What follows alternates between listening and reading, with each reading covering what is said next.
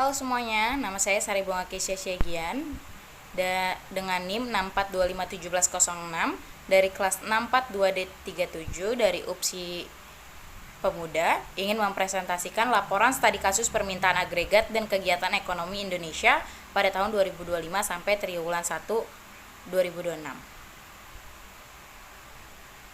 Pada presentasi ini, saya akan menjelaskan bagaimana konsumsi, investasi, pengeluaran pemerintah, serta ekspor dan impor mempengaruhi kegiatan ekonomi Indonesia. Permintaan agregat adalah keseluruhan permintaan terhadap barang dan jasa dalam suatu perekonomian. Permintaan agregat ini sendiri penting karena perubahan konsumsi, investasi, pengeluaran pemerintah, dan perdagangan luar negeri dapat mempengaruhi produksi dan pertumbuhan ekonomi. Sekarang kita akan masuk ke rumusan masalah. Dalam studi kasus ini, saya membahas perkembangan ekonomi Indonesia dan peran setiap komponen permintaan agregat, serta faktor yang mendukung dan menghambat pertumbuhan ekonomi. Tujuannya adalah agar kita bisa melihat hubungan antara permintaan agregat dan kegiatan ekonomi secara lebih nyata. Tujuannya sendiri adalah untuk mengetahui perkembangan ekonomi Indonesia, menganalisis komponen permintaan agregat, menjelaskan hubungan permintaan agregat dengan kegiatan ekonomi, dan mengetahui faktor pendukung dan penghambat pertumbuhan ekonomi.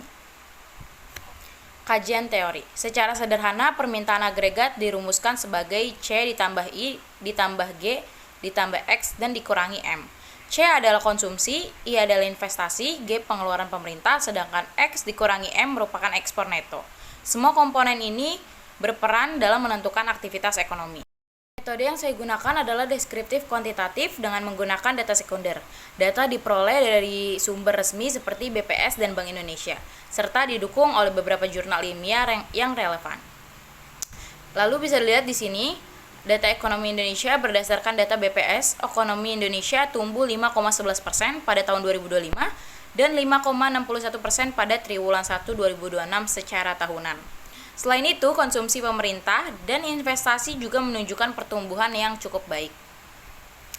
Konsumsi dan investasi. Konsumsi masyarakat menjadi salah satu penggerak utama ekonomi karena menciptakan permintaan terhadap barang dan jasa.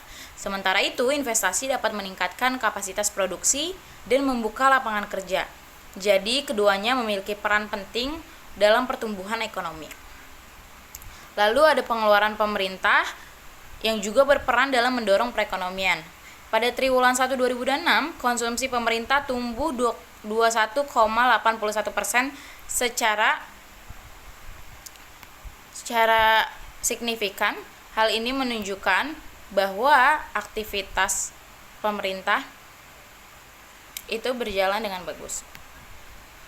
Lalu ada ekspor dan impor. Pada tahun 2025, ekspor Indonesia mencapai sekitar 282,91 miliar dolar, sedangkan impor sebesar 241,86 miliar dolar. Kondisi ini menghasilkan surplus perdagangan sekitar 41,05 miliar dolar, dan ekspor membantu meningkatkan permintaan terhadap produk dalam negeri. Dari pembahasan tersebut dapat dilihat bahwa ketika konsumsi, investasi, pengeluaran pemerintah, atau ekspor meningkat, permintaan agregat juga dapat meningkat. Kesimpulannya adalah permintaan agregat memiliki hubungan yang erat dengan pertumbuhan ekonomi Indonesia.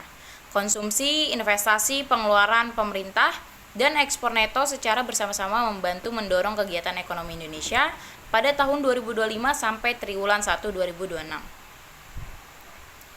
Lalu menurut saya, pemerintah perlu terus menjaga daya beli masyarakat, mendorong investasi yang produktif, menggunakan anggaran secara tepat sasaran, serta meningkatkan daya saing produk Indonesia agar pertumbuhan ekonomi dapat terus berlanjut. Demikian presentasi studi kasus mengenai permintaan agregat dan kegiatan ekonomi Indonesia. Semoga pembahasan ini dapat memberikan gambaran mengenai bagaimana berbagai kegiatan ekonomi saling berhubungan. Terima kasih atas perhatian yang diberikan.